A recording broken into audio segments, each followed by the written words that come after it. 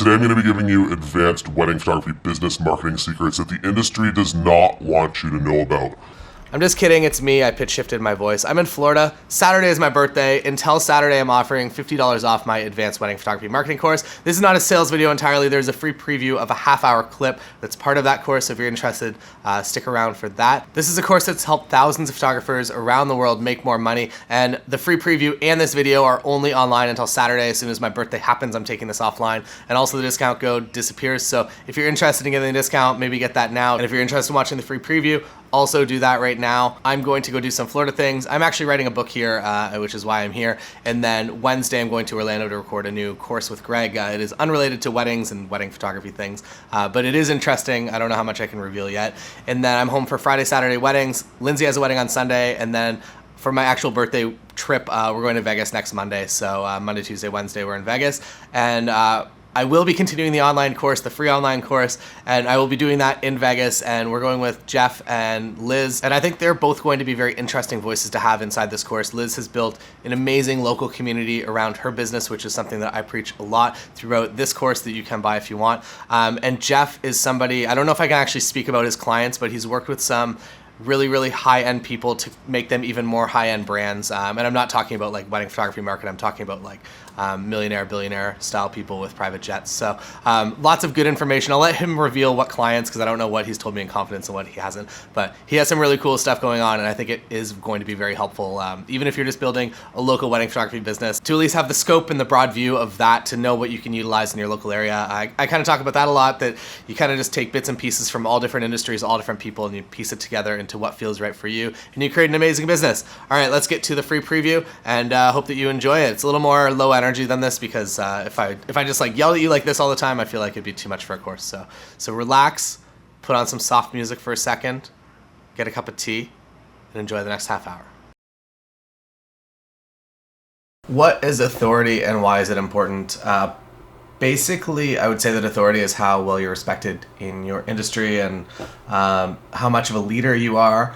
And it is critically important to have because there are so many other wedding photographers in your town, and everyone's competing kind of on this same level of, hey, here's some pictures, book me. Why are you different than any of them? And how do you rise to the top of all of the other wedding photographers in your town? And the basic simple answer is to become the leader, to become the best. So whether you're actually photographically the best, it doesn't matter, but you can start this path of becoming an authority in the industry, a leader in the industry. And if you begin down this path, this is the best route to take you to a lifelong wedding photography business that you're going to continue to book next year, that you're not just going to have one good year and then next year it just doesn't happen again. That if you become the leader and you become respected as the leader of your industry, your local wedding photography industry, then a lot of good things will happen. And this is an achievable goal. It's not like you're trying to become the best and greatest wedding photographer in the entire world. You have a very narrow scope of just your local area, which is totally achievable over 1 or 2 years of time. I'm going to go through kind of a list of things that I've done, at least to kind of add to my authority as a wedding photographer here. I guess the first thing is that you can't really control what people say and what people do. So don't focus on that. Don't focus on getting into venues and making the venue staff refer specifically just to you. There are kind of other ways that you can establish your authority and basically in the back end create a persona that they will want to refer and they will want to help out. So I guess that's a little deep, I suppose. But basically, do all of these things that I'm about to tell you, and authority will happen to you. So the first thing, I know I've talked about it a few times, kind of like the promotional video. Get on blogs and in magazines, and the easiest way to do that is Too Bright Lights. If you haven't yet used Too Bright Lights, Lindsay does a walkthrough in the 7-day photography course on weddingbusiness.co, so maybe have a look at that. Basically what Too Bright Lights is you upload maybe 60 or 100 photos from a wedding, all detail shots. If you're not shooting for details and for blogs, it's a little bit of a mental shift.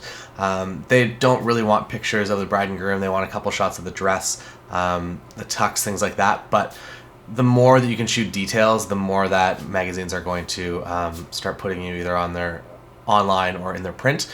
And so pretty much I just have that focus now when I go in, that if I walk into a wedding and I know that it's something that is going to inspire a lot of other weddings, or that's just something that's like perfectly on trend this year, I will spend a lot more time doing detail photos. And it's not really a disservice to your client because they are going to get these photos, they're going to love the photos, but I will spend a little bit more time just personally, because I know that that's going to get them published on a blog. And the other huge thing, not only is it like cool for you, one, to be able to just kind of share that, hey, it was published on like The Knot. It's kind of a big one. Maybe wait for the absolute perfect wedding before you approach a magazine like that. But if you get on really any magazine, that bride and groom are going to be so stoked. Like, everybody likes to be a little bit famous, and for their wedding that they put so much time and effort and money into, to be respected as one of the best weddings in the world that now is inspiring other people, obviously they are going to become your biggest advocate. And it also does this other kind of mental shift that maybe even if they're not 100% happy with their wedding photos, or if this blog post is the first thing that they see, they've really elevated not their expectations, but just how much they like you and they like their wedding photos, because there's this, third party approval on it that, yes, your wedding was amazing. So people will like you a lot more. They will be way more likely to send you to their friends. And also, it doesn't really happen a whole lot when, like, I don't even know of any of my friends that have had their specific weddings, not wedding photographers shooting weddings, but that have had their own weddings published anywhere. And we live in a pretty big city, and I feel like I'm pretty connected with the industry. So getting a wedding on a blog is a big deal, and all of their friends, it's just a huge credibility thing that instead of people being directed to your blog on your website, they're going to be directed to this third party thing that just like kind of bestows this credibility on top of you. So 2 Bright Lights, 100% recommended. It's $140, $129, something like that for the year. Some of the best money you will ever spend. And you can submit to as many as you want. I do all the good weddings. I usually do just exclusive only. And turnaround times are like variable, I suppose. So sometimes you'll either get like an acceptance or decline in like 1 or 2 days. Sometimes it'll be a couple weeks. If it's been like 2.5 weeks or something and you're just exclusive only sending it to one magazine, maybe it's time to kind of switch it and submit to something else and see what happens there. But yeah, amazing system. Very happy that they have created it. Another thing is to get interviewed. I don't know how to spell today either. I'm gonna clean this up a bit, keep this organized. Getting interviewed is another huge thing that adds to your authority and credibility, whether it is on a wedding blog, whether it is a weekly column in your physical newspaper locally, just talking about weddings, things like that. That elevates you to that authority position. And quite honestly, it's something that you can probably just reach out to your local newspaper and be like, hey, I'd love to write about like weddings, wedding trends, things like that. And at that point, you now have this license to go out and interview anyone that you want. The flip side of getting interviewed is that you can also interview other people so that you become the authority bringing kind of this news to the world, I guess. And you can just do this on your personal blog. It is a little more credible if it's a third-party website. But if you're just interviewing like your friends as wedding vendors on your website, one, they're going to share the heck out of that because you make them feel famous. And two, it's just going to make it look like you are kind of the center pin of your industry, that you are the one doing these interviews and bringing the information to brides and grooms. This kind of goes back to the $250,000 blog post that, again, just kind of I'm going to write that down. So just go back to that video. If you haven't yet made your like wedding planning guide to your local area, do that, because that is another huge authority. Plus the video, if you can get in front of a camera and talk about how much you know about weddings locally, very good thing. Obviously without being like douchey or a jerk about it, but just like share as much information as you can. And especially kind of on the front end, that just find the things that people are going to be searching for, like how do I plan a wedding in my city, wedding venue ideas, like rustic barn, whatever your target keywords are, whatever you want to be shooting, really, you just kind of massage that and see what is converting to hits and see what is converting to inquiries, because a lot of people will mention that they found out about me because of the How to Plan Your Wedding, either the video or the website at the first meeting, and that's kind of your credibility, or that makes it known that you're actually on the right track for sure. All right.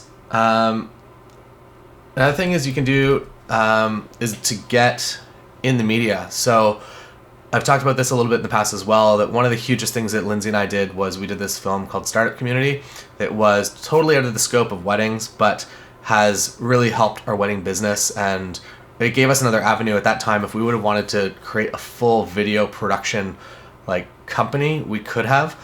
We decided against that for a few different reasons, but it just got our names out there so much more than they would have been, and again made us kind of these people that were telling a story. We were creating a documentary on our local community, so all local people were kind of involved with this and aware of it, and that was just a huge thing. We were in the newspaper, and we got on like TechCrunch and a bunch of different other credible things kind of all around the world.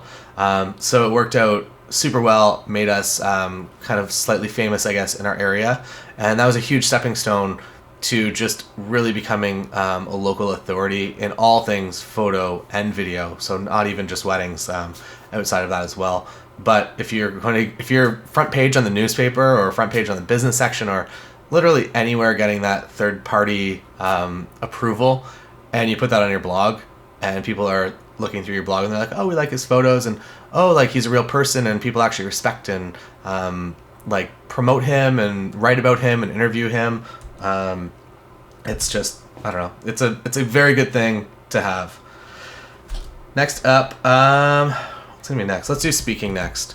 Speaking is another thing that kind of came out of that local documentary, was that we just started getting invited to talk in front of people at like Lindsay did like the Rotary Club and like all kinds of weird places, but also all kinds of places with a lot of people. And even if it's not 100% in scope of what you want to be doing, if you're being invited to talk in front of people, you are somebody. And if you have that image of you talking in front of people, and that goes on your blog, or that goes on your Instagram, that goes on your Insta story, you just kind of elevated the entire level of your career. Same goes with if you can be a guest speaker at a college. I know specifically our college here and one of our universities actually are just kind of open to people just kind of submitting, being like, hey, like I'd love to come in and talk to like this specific class about this specific thing. If you know somebody in your local college, maybe they can help kind of make that transition easier and get you in there. But doing things like that, authority, credibility, all over it. I've talked this in the first video as well. Write a book, not an educational book unless you want to do an educational book, but you can just do a photo book, Humans New York style, like, hey, here are some weddings that I've been to, local weddings. Ain't nobody got a local wedding book out there on Amazon. Maybe you can even take this $250,000 blog post idea even further and make a physical book that brides can order off Amazon. That's a good idea. I'm going to do that. I'm writing that down right now for me to do in the future. Write a book about wedding planning in KW. So if you're watching this and you're also a local Kitchener-Waterloo photographer, let me do this one. Don't steal that one yet. I will hopefully do it quickly.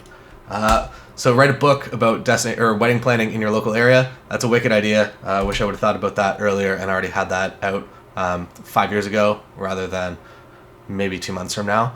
But like, who has that? And so you can just basically go on CreateSpace and you can build your book. And then I think it's really, really inexpensive. Maybe like $2, $2.50 a copy, depending on the size, depending on color, depending on a lot of different things. But I think that you could probably make a pretty cost-effective thing. And rather than just like having business cards out at all of your favorite shops around town, you actually have a book on like how to plan a wedding, and like that is like, you are the person in your industry. What's next? It's gotta be caps.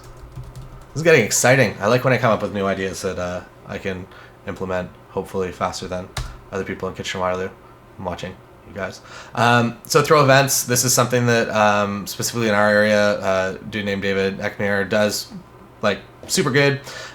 He is just kind of the person that we all look to and wait for to throw an event, but realistically, anybody could do it. If you just want to get a bunch of photographers or a bunch of wedding vendors together, you can do that. You can go on Facebook right now. You can make that event and you can promote it, or you can send it out to people personally. And that makes you the center point, makes you the authority, makes you the leader of your local industry. I guess this kind of goes on the same one. Be the connector. So if you are the connector, if you are the person introducing people to other people, this goes even outside of weddings.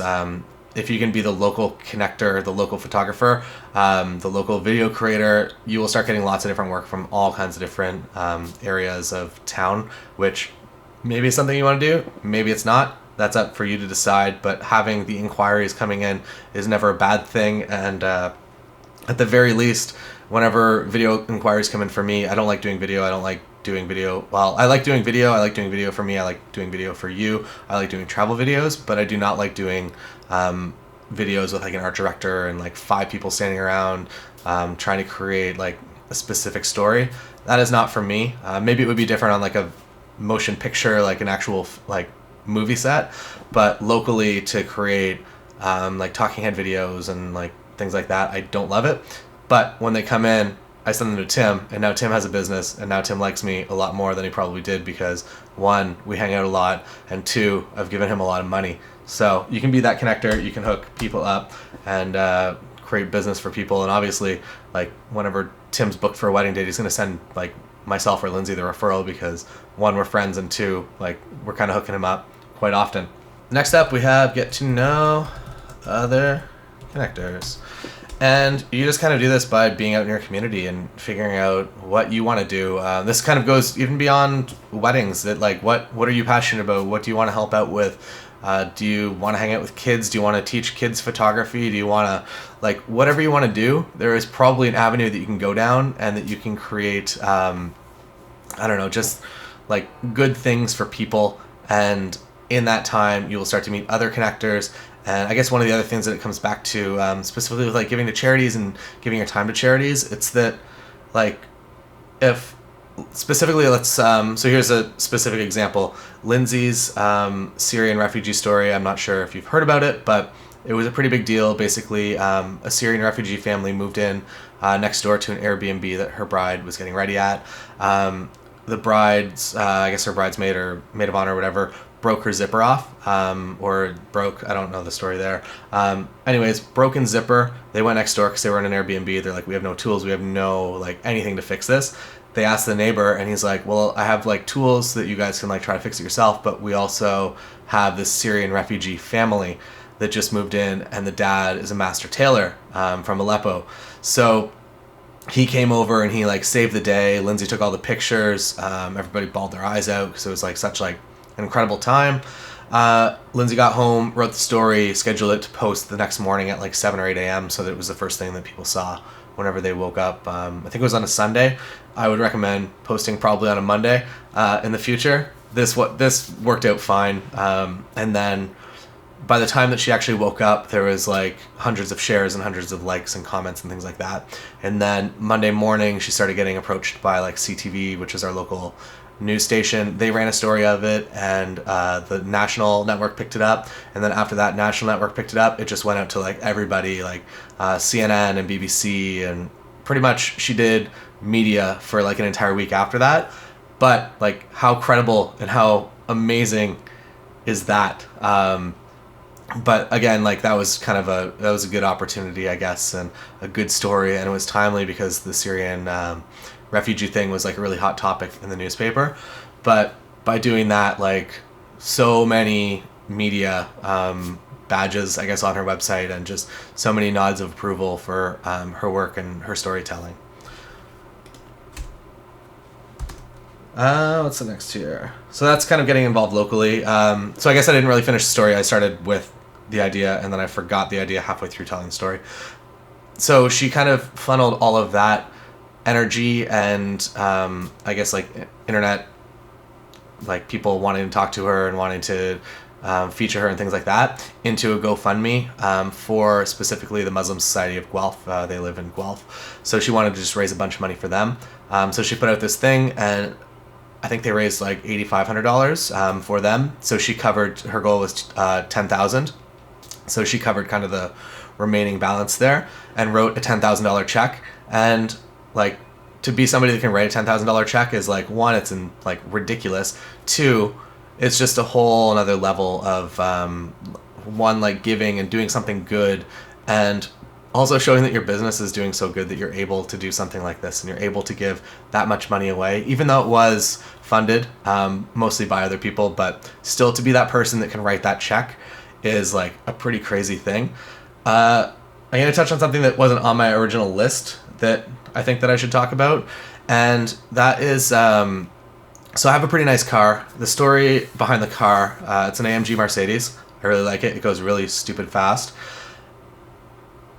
The reason that I got the Mercedes was because I made this video called How to Win at Slot Machines Every Time, and I put it on YouTube as a bit of a joke, because like, I don't know, like it's the most clickbaity, it was like by far the most clickbaity thing that you could ever do. I forget this.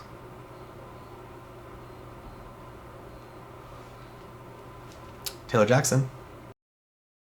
Perfect. So I will go ahead and send that information out for you. If you have any questions, concerns, comments, anything, don't hesitate to call back, or my number's at the bottom there. Cool. Thank you so much. Awesome. All right. You're welcome. Congratulations. Have a good day. You too. Bye.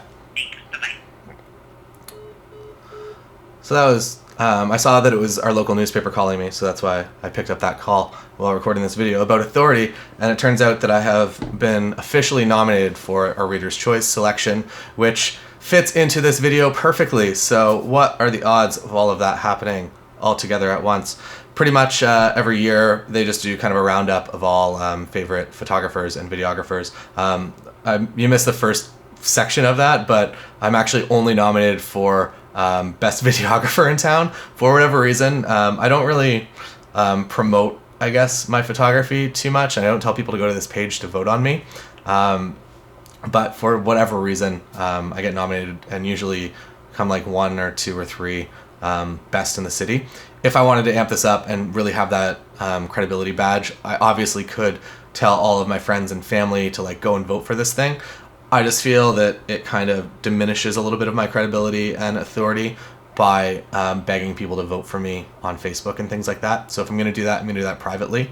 So I know there's something good, but also I don't want to over promote it because it seems a little too needy and really does diminish my authority. So on to other things. I was talking about my car that I bought from basically this How to Win at Slot Machines Every Time video. It makes me $1,500 a month on YouTube. So if you want to make a viral video, they're actually like super profitable. And I was like, well, now I have this extra $1,500 a month. What do I do with it? So I bought an unreasonable car. But the one thing that comes with that is that now people see that I drive this like AMG Mercedes. So obviously like you must be somebody, like your business must be doing awesome. Like lots of people must trust you with their money and to capture their memories and all kinds of things, just by having kind of a status symbol. So I bought it because it was fun, but then I kind of have now seen what it actually means to have a status symbol like that. So I know it's kind of like, it's super lame, but it does work. It does help. It makes people know that you're doing really well in business. I've even kind of overheard, I've had some friends of friends tell me things that other people around town have said, and like the biggest real estate agent in town here, I guess, saw my Facebook post. I found a way to kind of make it funny because I didn't want to just be like, yo, check out like my new awesome car that like nobody else can afford. But I kind of heard back from this guy that's like, oh wow, like he must be doing like really, really well. And this is like a top real estate agent who's like, I would say probably one of the richest dudes in town. Now kind of knows that I'm also in business and doing well. So maybe down the future, usually we shoot like their headshots and stuff like that, but maybe in the future there's more opportunities now that this guy likes and respects me a little bit more and he realizes that I'm on their level. Man, this video is gonna like, there's gonna be a lot here. So I keep coming up with things. Let me form this in my head first.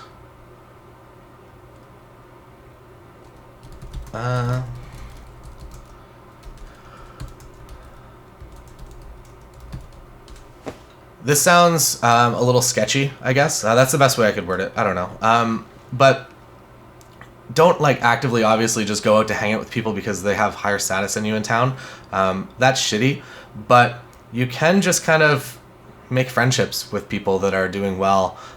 One, I guess, like just thing that in general, if you're hanging out with people that are less successful than you, it's going to make you feel good because you're the most successful in kind of that group of people, but it's not going to like motivate you to go higher, to reach further, to do better. But if you hang out with people that are above your status and above your like just kind of business know-how and abilities and are creating way cooler things than you, that inspiration is just going to be subtly there all the time. And hanging out with like just high quality people is just, it's, I don't know, it's something that I'm passionate about doing, and I will put a little more effort into a friendship like that to make that happen, because I know that they're super busy people, and I know that while the friendship's awesome, also the business opportunities that come from that friendship are also good, which I think any person kind of operating at a higher level, like a good business owner, they understand kind of that reciprocation, that it's like, yes, like we are friends, but also like we can do business things together. We can elevate each other a little bit when, for a specific example, I guess, the guys that I go on like ridiculous trips with are all industry leading guys in their own regard. Like Michael Litt we went to Antarctica together, and like the Monaco Grand Prix, and we did the road trip across the US together, along with Mike McCauley, the guy that looks like Matt Damon. Like we just kind of like hang out together, and I feel like by me documenting them, because I make videos and films for all of this, essentially it's like I want our trip just documented, because I think that it is something that's entertaining, and it's something that also we want to keep. Like pictures are all nice and stuff, but to have this like hour-long video that we can watch from like Antarctica like 3 years from now, once we've kind of started to forget like the looks and feeling and the smell, to go back and watch this like hour-long documentary, like that's like the coolest thing ever for us. But by me making this video essentially about them, it elevates them to a whole new level. But by me hanging out with them, also kind of elevates me to a whole new level as well, because we're all just like kind of operating at the highest level of authority locally in town. So I think that there's like kind of benefits to relationships like that. So if you are kind of feeling uninspired by the people that you hang out with on a daily basis, maybe start kind of just, I guess like this, all these friendships go back to Startup Community, the documentary that we shot. That's how I met Mike, and that's how I met, I guess, Mike that looks like Matt Damon, just through that. And then because I made them look like rock stars, they thought that I was pretty cool, I would assume.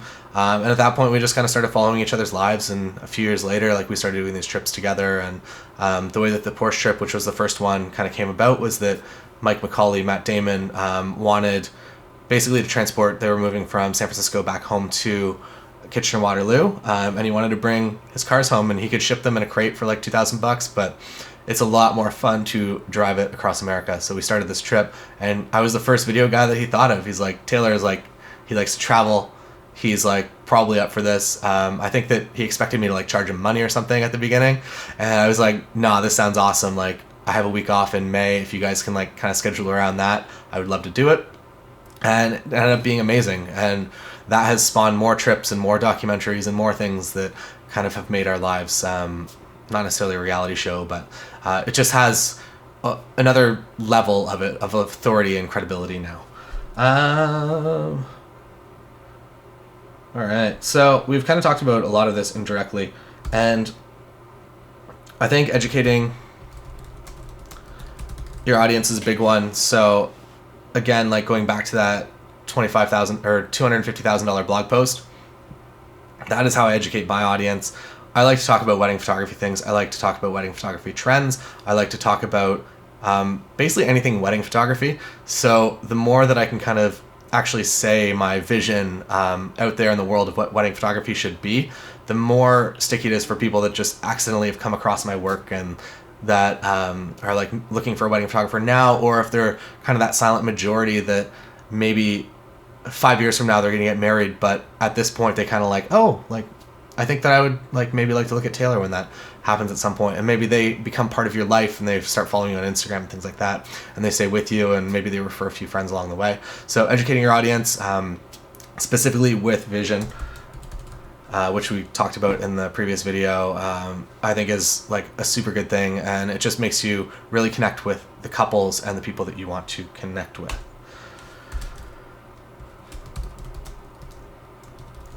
Next, we have videos on trips, and I guess I talked about this as well with the Porsche trip and Antarctica trips and things like that. Whenever Lindsay and I go on trips, I like to film things as well. I know that there's a divide between when we're doing things for like professional and when we're doing things for actually just us, and that is a fine line that you eventually have to find. It's kind of a moving line depending on the trip, but you'll figure it out. You're smart. And if creating videos on trips just again like makes that reality show life kind of come to reality, or to come to YouTube at least, and now people can really get involved with your lives. Insta stories are also a good way. Lindsay uses them a lot and gets a lot of interaction. She gets more views on an Insta story by like 2 or 3 times than she gets actual likes when she posts like an amazing image. So just by like post or like Insta storying our dog or something, generally it gets more interaction just across the board as far as messages go and everything. So start making videos. If you're not, start with Insta stories. It's also a cool way to just kind of learn to tell stories a little bit differently. But again, having that YouTube content, and especially if you go to cool places, like it just all adds to your authority and credibility. Not necessarily even just in the wedding space, just kind of across the board. And if you are kind of connecting with local, like high, like good people, and you're creating this content and you're also kind of educating your audience, like you become the authority in everything.